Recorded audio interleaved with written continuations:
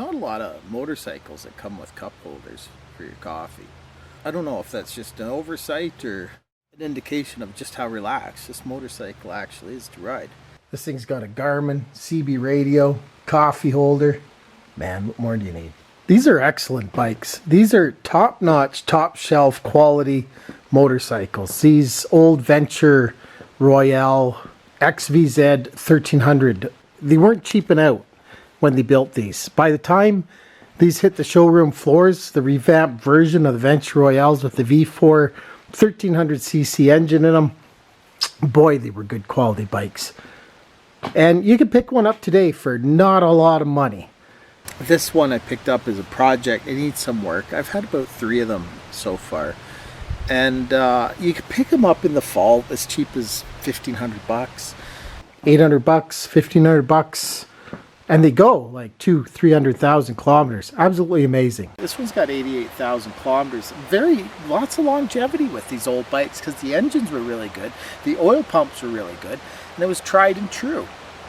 If you have a spare engine kicking around for one of these, it's probably just going to collect dust. You'll never sell it. You'll never use it. I mean, there are exceptions, but generally, by and large, if you have a spare engine, it's just an anchor. It's just a boat anchor. You'll never use it. They're so good, these motors. Rarely fix them. These bikes, very simple, not much electronics on them.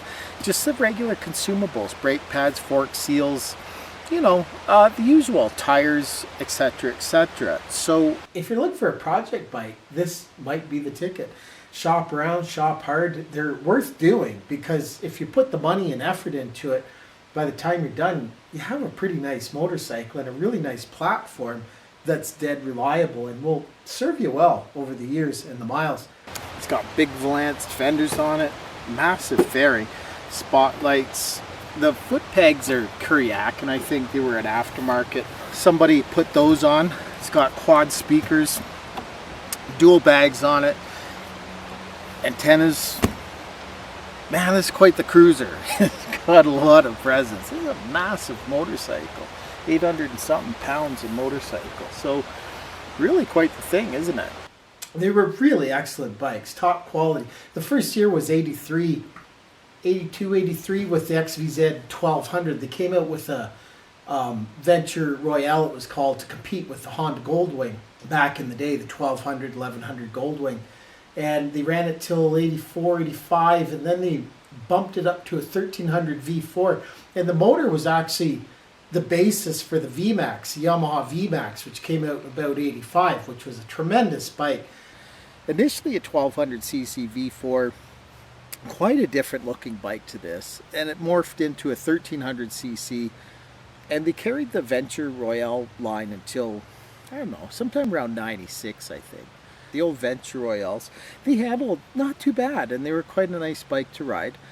They had a sit upright, of course, riding position, and they were really good. The notable thing about this motor, of course, the V4, is that in 86, they stuffed it into what's called the VMAX, 85, 86, around there, and they cammed it up and made a muscle bike out of it for the American market. The new 145 horsepower VMAX from Yamaha is like no other motorcycle you've ever seen before.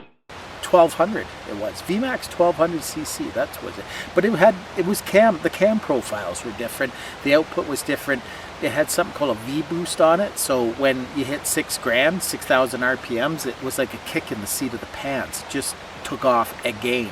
So from first second it took off, and then at 6,000 it just bang. All the carburetors opened up in unison, and it was like a 4-barrel carburetor, and it just opened up, and it was absolutely amazing. It was quite a motorcycle, 0 to 100 in astonishing times, and even more astonishing was the terrible handling characteristics and the number of people it killed, the old VMAX. The other thing they done with this engine in 1999, they stuffed it into this thing, which was kind of an answer to the Harley-Davidson market, and completely revamped the styling of the image of the motorcycle to sort of chase the cruiser market, and they've done a really nice job. This is quite a high quality flagship model motorcycle. These things, man, you could rock these things 200,000-300,000 miles, no problem. If you do the maintenance, do the upkeep on it, change all the fluids, you know, valves as they ought to be at the proper intervals.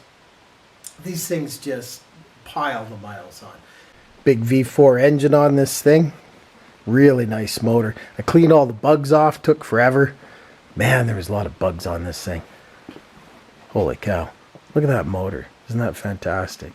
They did have some problems with the rear shock. This one here, I've taken out. Big old shock and air shock. And all the oil is leaked out of it. So it was a bit like a pogo stick diving board action going down the road. It was kind of scary, actually. Put in new steering head bearings, do the swing arm, grease the shafts, you know, do all the stuff that doesn't normally get done because they don't put grease fittings on anything anymore, including this one, unfortunately. But the nice thing is there's a lot of meaty parts on this bike. That's represented in the weight and heft of this thing, which is around 890 pounds. Before you climb on it, before you put your luggage in it, before you put gas in the tank. So quite a heavy motorcycle. Look at the rims on this thing. They're so thick and so heavy duty. Man, you'd be hard pressed to bend one of those. Big thick rotors on it, big thick forks. This is a rock solid motorcycle. If you took the plastic fairing off and the bags and the trunk, they probably only add up to 100 pounds. You know, and the rest of that weight is just metal. It's a big, heavy motorcycle for sure. Shaft drive.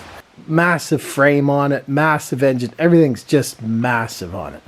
And they didn't spare any expense when they built these things. Oddly enough, 2013, last year they made them, they still came with a cassette deck. How crazy is that? And I love the little luggage rack on the back. That's so cool. You know, you can strap so much to that, your tent, sleeping bag, or whatever, without taking up valuable space in your trunk. So that's pretty cool. Very thoughtful. Something you don't see much of anymore. You see them on some Harleys and this sort of thing, but yeah, very nice touch. Nice styling, nice paint, generous seat on it. It's got bags, it's got a trunk, it's got the, you know, the CB radio. It's got cruise control. Look at that, cruise control on this thing. Resume, set, etc. And little Garmin somebody's put on it. CB radio. You could change the stations, etc. It's got a tape deck right there. How crazy is that? Who does tape decks? Yamaha does, which is kind of a unique feature. Retro, I guess. So, you know, if you buy one of these, then you're already in the retro game right there and then. It's got that V4, that lovely V4 motor in it. That's pretty cool. Huge tank. It's got leg guards on it, comes stock. Big fairing, windshield, spotlights. Very nice. It's got this really cool speedometer. I don't know if you can see that. There you go. That's really cool. This like the old, harks back to the old classic car days. It's got nice big grab rails on there to move the bike around. Like I said, this is a heavy, heavy motorcycle. Crash guards, you know, all stock too. You see them for sale once in a while, really cheap, $1,500, $2,000, $2,500. Sometimes they're running, sometimes they're not, and they're usually suffering from neglect, like lack of maintenance. You know, there's mice nests in the air filter. The valves haven't been done forever, so it's low on compression, hard to start. And I find with these bikes, though, if you get into them, roll up your sleeves, like this one needed the carbs sorted out, carb clean. And so while I was at it, I just went through the whole bike and done all the fluids, and a bit of a bear to work on for sure. They got shim over bucket valves on them, so you could get in there and actually do them with relative ease compared to, you know, something like a Ducati or something like that. They're still fairly user friendly. Particularly the rear cylinders are the usual culprit for the valves going tight. They don't go loose. Shim over and under bucket valve train systems, dual overhead cam, single overhead cam, with the buckets, they get tight. They don't get loose. So a lot of people think if their motor's ticking, then it's the valves getting loose, but actually it's not. Usually when it happens with the ticking, it's either the cam chain tensioner is starting to get some wear on it, the cam chain is starting to get some wear on it, or it's the type of oil you're using.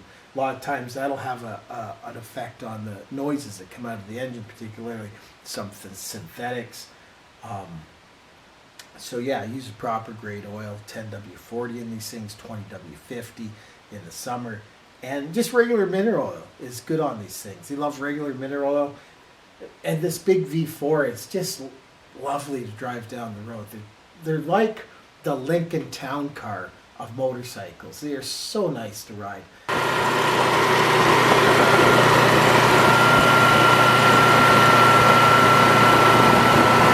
They still have carburetors on these things, so that's quite nice.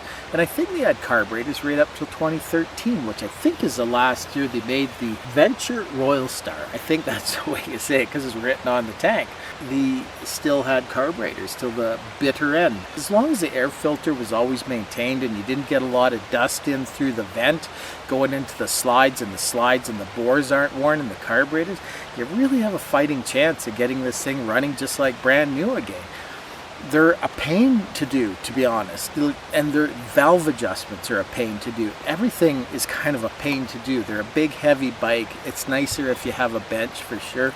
And so a lot of people didn't do the maintenance. The nice thing about doing a bike like this is it's such a good foundation. These are a nice bike to ride. They're creamy, smooth V4. It rides like a Cadillac.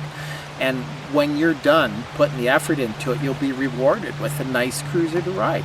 They're very nice bikes and they're good quality motorcycles for sure. When you're done, if you do it right, of course, and clean the carbs and valve adjustment and do the fork seals and all the maintenance that's going to require, you know, probably throw a few bucks into it and a bunch of your time, you know, you'll come out the other end with a really nice motorcycle. It's a good foundation to start with. You know, unlike doing some other bikes, if you start with an old Ural or an old Dnieper Russian motorcycle, you know, you could restore one of those, but then when you're done, you still got an old Russian motorcycle, which they're not really that great. A lot of these old bikes in North America, they never came with service records or anything, so it's a big question mark. Second gear was always suspect on these. Yamaha, I don't know what it is with Yamaha. Soft gears on the dogs, the mating dogs that go into the relevant gear on the shaft. The dogs round, the slots where the dogs fit into, they round, the shift forks, they bend, the pads get worn, the shift forks get bent. Second gear, always suspect. Of course, second gear is the one on motorcycles that takes the beating, so hardly shocking in some ways, but in other ways, you know, Yamaha is just been a constant source of headache with many owners, from R1s to Venture Royales to I don't know, the old XS1300s. There's just a myriad of Yamaha motorcycles with soft second gear. I don't know what's up with that exactly. Maybe the hard surfaces weren't up to snuff, I don't know. But anyways, be aware of that. You're buying one of these, check out second gear. What happens is the dog's round and then it drops out of gear. You'll be going down the highway and it'll just pop, it'll come out of gear on you and you'll get a false neutral.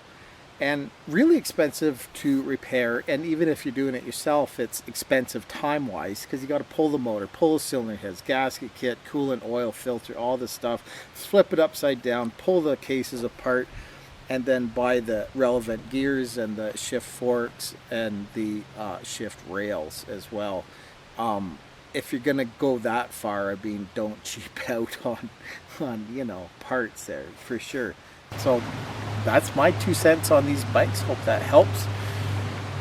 Yamaha Royale Star, Venture Royale Star, part of the Star series. He had a whole slew of these motorcycles. He had a Dragstar, Roadstar, he had a Stratoliner, he had all kinds of variations on a theme. He had a Raider, a Striker.